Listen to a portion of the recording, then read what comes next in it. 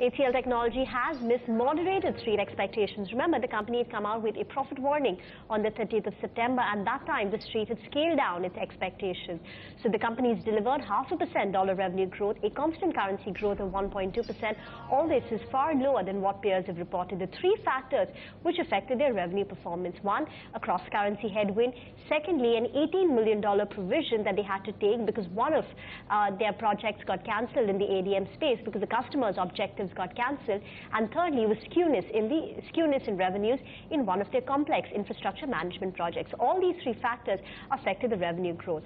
Margins, if you include the $18 million provision hit, have also come in line with street expectations, but lower on a quarter-on-quarter basis at nearly 19.4 to 19.5%, marking the sixth straight quarter of margin decline and a margin decline of 500 basis points in this period. Profits too have declined by more than 3% on a quarter-on-quarter basis, missing street expectations. If you look at the key drivers, it's engineering, which has done very well. In fact, in the engineering vertical, the company has announced a very small acquisition of a Bangalore-based company. Infrastructure management on expected lines slowed down to a 0.7% growth. In terms of geographies, it's Europe which is driving growth, even as America growth was quite subpar at only 0.7%, while rest of the world saw a bit of a degrowth.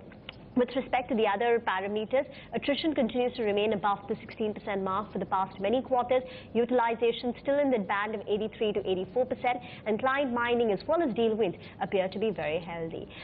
If you see the stock performance has already fallen so much, it used to be at levels of more than 1,000 rupees before the warning came out, and then it saw a big decline to levels of about 800, sub 900 rupees.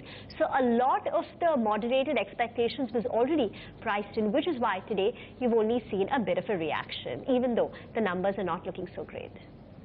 All right, Reema, thanks very much for that. Look at the stock of SKS Micro. It's almost fallen off a cliff, actually, down about 4% from session highs. There's some news flow coming.